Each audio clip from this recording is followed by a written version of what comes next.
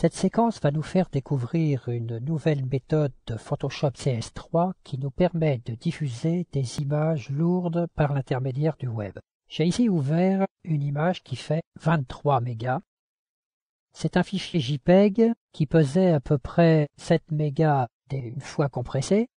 Et si je dois envoyer cette image par l'intermédiaire d'un email ou sur le web, sur un site, afin qu'elle soit consultée dans une bonne qualité, eh bien, jusqu'à maintenant, c'était difficilement possible.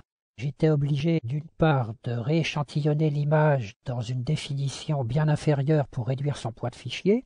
Et en plus de ça, je choisissais une compression JPEG relativement forte qui attaquait la qualité même du sujet.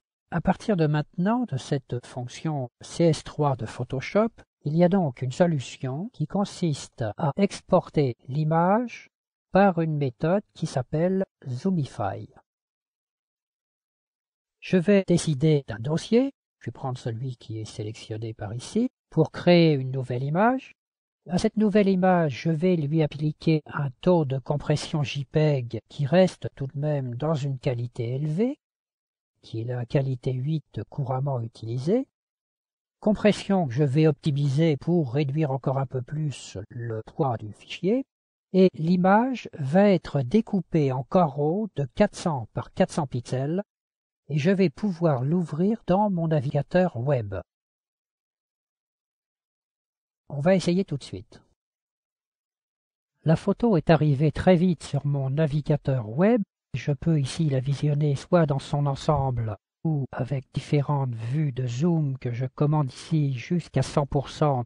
De façon à voir tous les pixels de l'image à 100% pour en vérifier la netteté et le piqué. Je peux aussi bien chercher mon cadrage par cette méthode, en bougeant ici le cadreur. Et on voit qu'à chaque fois, l'image est obtenue en haute définition. Je peux me déplacer également avec les curseurs dans tous les sens.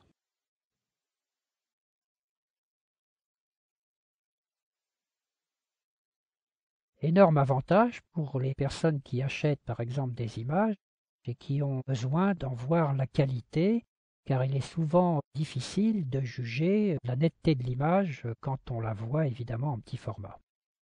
Alors voilà ici le résultat, on voit toutes les imagettes découpées par carré de 400 par 400 pixels maxi.